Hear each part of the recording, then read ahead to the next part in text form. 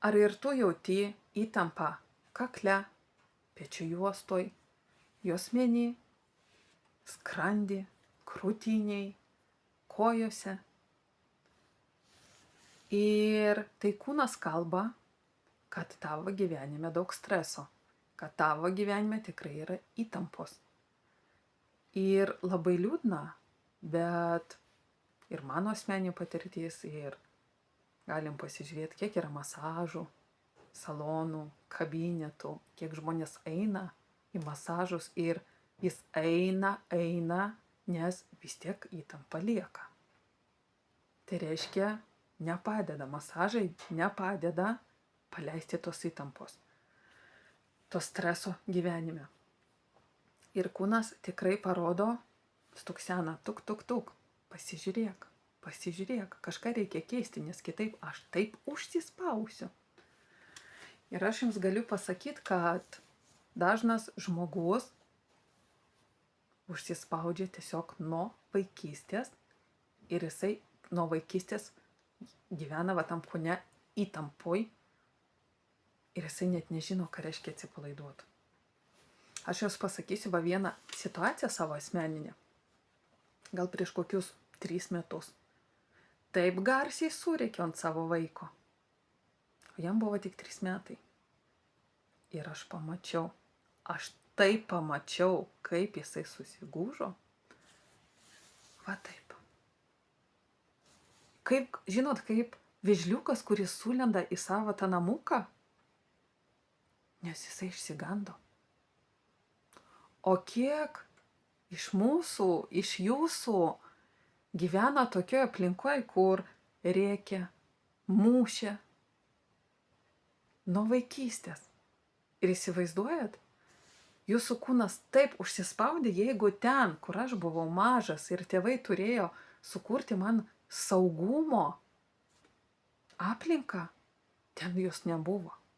Ir nuo tada jūsų kūnas priėmė sprendimą, man nesaugu šitam pasauliu. Ir įsivaizduojat, jisai auga, vaikas auga, kūnas auga, o jūsų įtampa lieka tokia. Ir būtent kaklas, pečių juosta, vienas iš dažniausių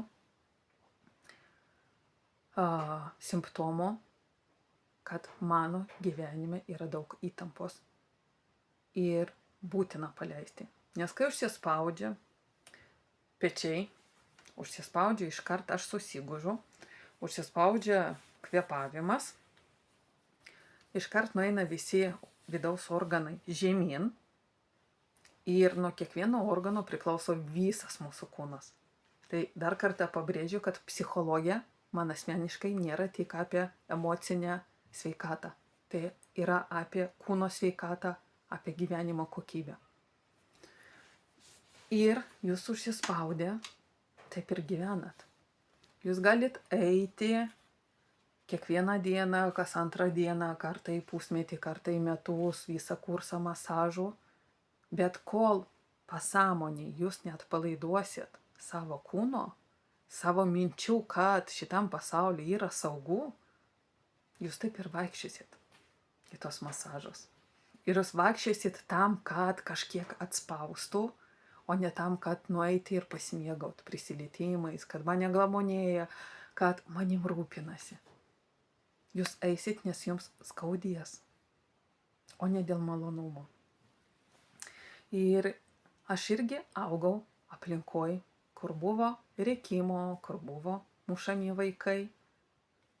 Ir tikrai žinau, ką reiškia užspausta nugara, ką reiškia užspaustas kūnas, užspaustas dubuo. Ir apie kokią gyvenimo kokybę galima šnekėti, kai kūnas yra užspaustas. Ėjau į masažus, į sportinius ir į tikrai tokius, kur kaulus laužo, į lengvus, bet nepadėdavo. Bet kai pradėjau pati irgi dirbti su savo pasąmonė, tai mano kūnas automatiškai atsipalaiduoja. Pradėjo atsipalaiduoti, pradėjo lyst skausmai kažkur ten, nes mano kūnas pripratęs va taip vat. Visą gyvenimą, nežinau, 10 metų buvo va taip įtemptas ir kreivas dar. Ir įsivaizduojat, su savo mintim, su mankštom, aš išsitiesinu ir mano taigi šonas nepripratęs, kad jisai ištiestas, jisai pripratęs, kad jisai susigūžęs, ten suspaustas. Skausmai, kad kitaip, yra kitokia padėtis. Ir būtent suvokiant tą, tas skausmas yra toks malonumas. Tiesiog aš mėgaujuosi nuo to skausmo, nes aš suprantu, kad tai yra laisvės skausmas.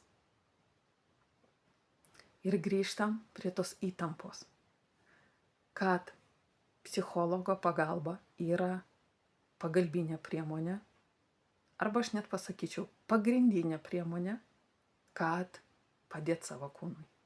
Nes kūnas tai yra tik tai ta riba, kuri parodo materialiai, būtent mūsų materialiam pasauliui, o kas yra viduj, o kas yra ten, kas atsitiko su mano siela.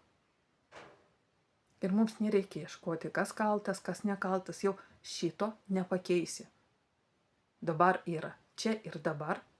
Ir ką aš galiu padaryti, kad pakeisti. Už ką aš asmeniškai esu atsakingas, kad pakeisti. Ir ne vienas iš jūsų žino, ką reiškia atsikelt, pasiraižyt ir jaust lengvumą. Ne skausmą, ne sunkumą, o lengvumą ir norą gyventi. Todėl linkiu ir siūlau kiekvienam prie masažų, prie mankštų pridėti ir psichologo konsultaciją.